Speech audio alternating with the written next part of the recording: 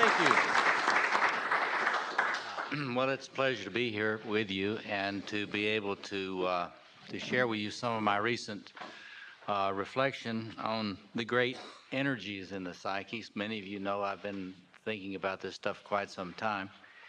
And I just wanted to start by saying I'm going to just begin this by talking about dragon mythology. I chose the image of the dragon very consciously as a representation of our struggle with these great energies in us. And I just want to spend just a few minutes tonight just telling you what I hope we can think about together. So, you know, we Jungians we always watch for synchronicities or meaningful coincidences and interesting coincidences. Just as this Facing the Dragon book was coming out, this page came out in the Science Times of the New York Times, Tuesday, April 29th, right as the Facing the Dragon book was coming out. And what this is an article by Donald McNeil of the New York Times in which he had done a lot of study on all the work that's being done on dragon mythology. And the evidence that has burgeoned, some of you can look at this, the evidence is burgeoned in all sorts of disciplines about how universal dragon mythology is around the world. In fact, there were a bunch of very non-Jungian people who were saying, you know, the fact that this imagery exists everywhere, even in places where there wasn't any water for water creatures or anything like that. This seems to be evidence for what Carl Jung called the collective unconscious. I say, yeah. But what I've come to think is that the presence of this image of the dragon throughout the world, I think we humans have always been more intuitive than a lot of people give us credit for.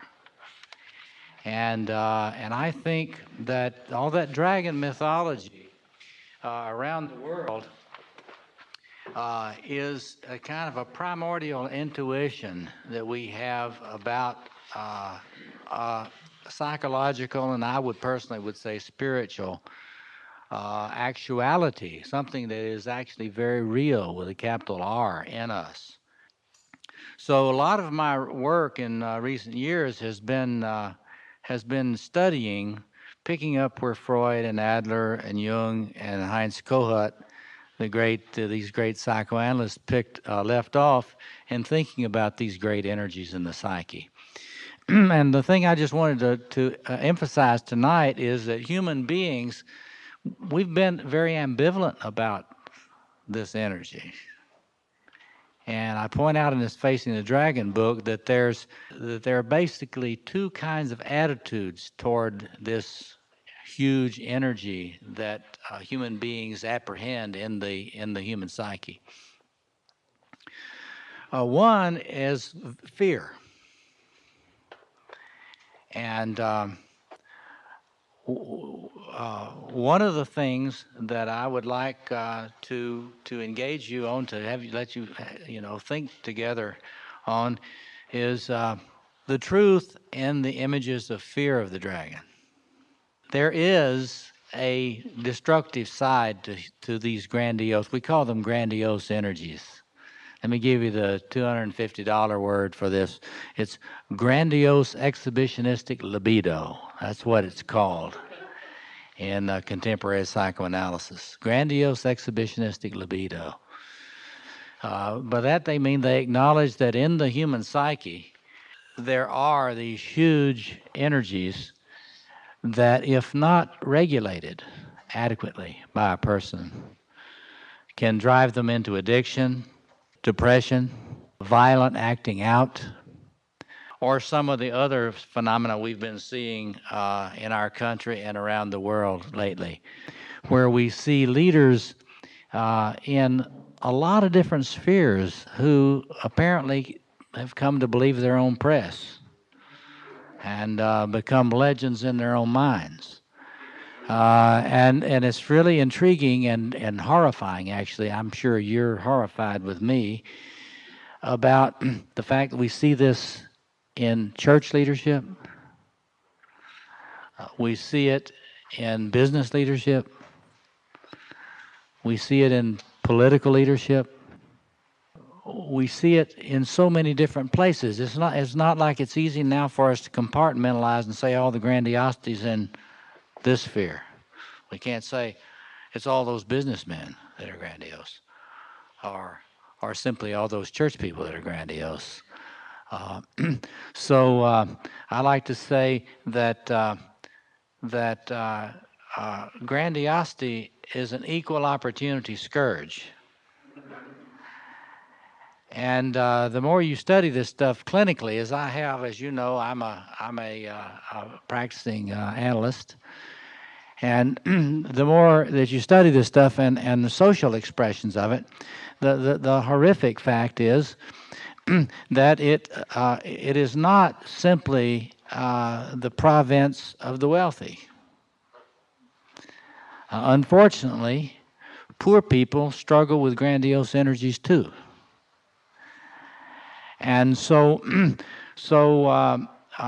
one of the things that I'd like us and for each of us individually to think about is the dangerous side of these dragon energies. It's not an accident that so many people, and particularly in the West, have feared this energy so much that a lot of Western mythology sees the dragon as an enemy and sees the solution to the dangerous destabilizing effects of these energies as trying to kill it or eliminating it. In fact, a lot of therapists, if you were to go to them and you, as we all do, manifest some of this energy, they would pathologize it only and see it as something to be cured out of you if possible, or at least suppressed through medication. See. But what I wanted to do tonight is to because if you just read this book and you didn't read it, this first book on this mine close, if you didn't read it closely, you would think that I am the enemy of the dragon, and that is not my intention whatsoever, because there's this other face of the dragon that we see in world mythology, which sees it as absolutely wondrous and wonderful, and the source of all creativity and all renewal, and all of what I like to call the juice, the source of all the juice with a capital J, and that is equally true. So this is the good news and the bad news about being human. Number one, there is something huge, there's something great in you that is not I, that is not the I. And in spiritual traditions, they see that thing as grounded in sacred reality. And I think that I personally think that's right. But it certainly is so powerful that if you relate to it with disrespect, or if you identify with it, bad things are going to happen. And the bad news about this is, we've got this word that we've coined now, collateral damage. The bad news is when those great energies, when they manifest in you, and you don't recognize, number one, that they're not you, or if you think they're you, the kind of destructive phenomena will begin, and a lot of collateral damage will be damaging to you, but will also be damaging a lot of those around you. So on the one hand, they are very dangerous. The sacred, for those that did not clean up and make the sacred into something sentimental, the sacred has always been seen as dangerous in some fundamental, deep way. So on the one hand, that great thing in you is there. It is not your ego. It's huge. It is a lot bigger than you may think. And on the other hand, it is that which is the source of your inspiration. It's the source of your visioning. It's the source of your creativity. I heard Danny talking about this when he was talking about that implicate thing, that great thing that comes in, that comes in from the inner other, and I think that he's absolutely right about that. And the only thing I just have to say is that thing is high voltage. It's hugely high voltage, and has great aspirations for you, tremendous ambitions for you. And even if you're very depressed and flat, I want you to hear that. There's something in you that is not depressed, and it is not flat, and it is not despairing, and has great aspirations for you.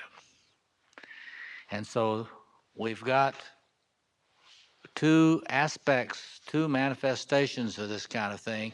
And what I hope we'll do in our reflections together is to hold those things in tension. Like when I invite people, I say, help me out. I'm trying to work on my book of aphorisms. You know you're grandiose when. Like, you're grandiose when you don't have a plan B. But anyway, so when I invite people to think about, you're grandiose when, I'm really serious, because I think it's very important to be aware, like you've been thinking about at times when you feel like you were grandiose. I think it's important to work on getting the markers for that, to say, when I get grandiose, what happens? Or what has happened? That's important. I mean, that's not to put down the great energies. It's to begin facing the task of relating to them in an awake manner. So it's good to think about, well, how do I get grandiose? Because the bad news that I've discovered, and it's like religious traditions have always kind of been down on grandiosity. That's not new. But what they didn't understand that contemporary psychoanalysis does is that grandiosity is almost never conscious. Because we kind of think when this guy is grandiose, he knows he's grandiose. So he's chosen to be grandiose. But the vast evidence that we have clinically, and I work with this a lot, and I don't believe it. I think that the most dangerous grandiosity that you have in your life, you do not know that you're being grandiose. You do not know it. And so working on this discerning, and remember, just translate that. When am I kind of losing my boundary with the God in me? They could put it that way. That way you won't pathologize it as much. When am I losing my boundary with it? I'd like to have us work on that and share some around that. We can compare notes. But then the other piece that I'd like to invite us to think about, and this is a lifetime project.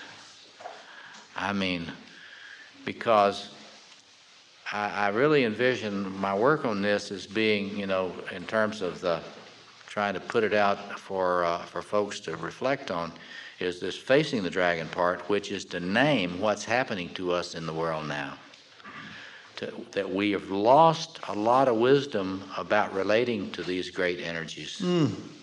We've not getting better about learning how to relate to these great energies. We're getting worse about relating to them. How do we know? Because of all the acting out, all the violence, all the greed, all the consumerism, all of the runaway compulsion, all the runaway aggression. That is clear evidence for anybody that has any eyes to see that we're getting worse at relating to these things, not better. The indigenous peoples, they used to call them primitives. That's a joke now in my mind, because they were so much more sophisticated than the modern West in relating to these energies. Now, I do not idealize any indigenous peoples. I've studied them enough to know they had their struggle with this too. But they really put a lot of energy into thinking about it. And they put a lot of energy into ritual forms and ritual processes to help them deal with it.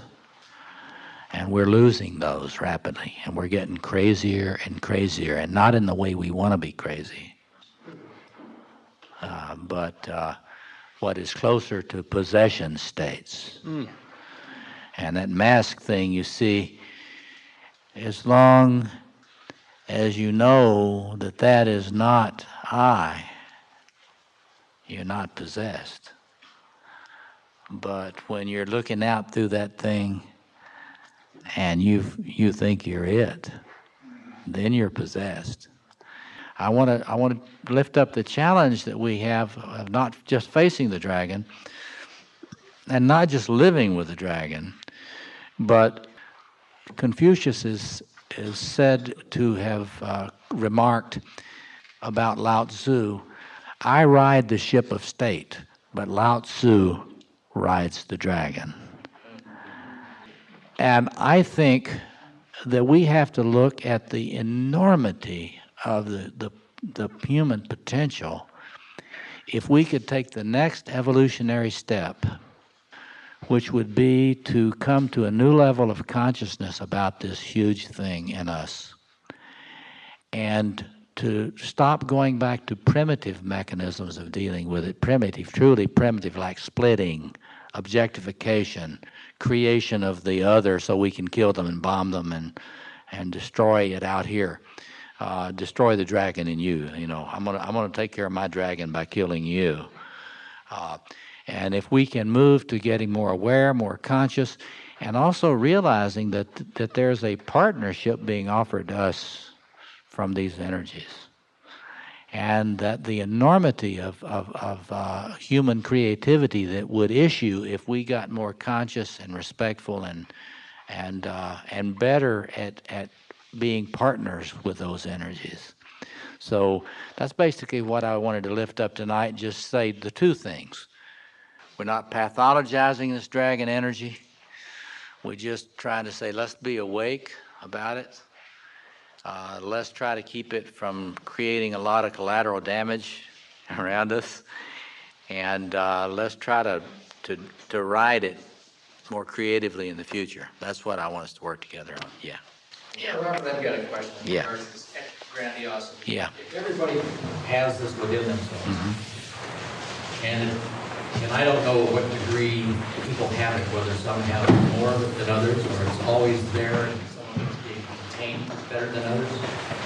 If you never feel it has gotten out, or no one has ever objected to the way that you behave and the things that you do, does that mean that you're constraining it further and at some point it will flow out? Or, you know where I'm going with that? Oh yeah. I mean, see, look, that's a very complex, quite an important question that you're raising there. It's like, this is what you should do, just what he did. If this is true, let's just play with this. If Robert is right, and there is a really big thing in me that is very shining and very radiant, very powerful, very knowing. Am I aware that my ego's ever been in touch with that? Because some people, it's been asleep. Kundalini has been asleep. The serpent sleeps. Kundalini. See? And I, for one, don't want the great serpent in you to sleep until you're dead. See? So depending on where it is in you, see, some folks here need to have help and well, I really don't think that serpent ever sleeps, really. But they need help in realizing it's awake and looking at them. But other people, it's looking at them right here all the time, or looking at them like this. And don't you know any people who are kind of riding a Roman candle all the time? I mean, who run so hot, you could burn your hands getting around them. Don't you know anybody like that? That thing is cooking hot in them. They have a different challenge. See what I mean? So you need to ask yourself, just to kind of wake up. It's like, is it manifesting in a way I'm aware of? Did it come and then I experienced it going? Or did I never experience it coming? That's the kind of question, because the people are all over the place on that. And that's very important, because you got to figure out where I have been with regard to it. So that's a good way to think about it. Thank you, Robert.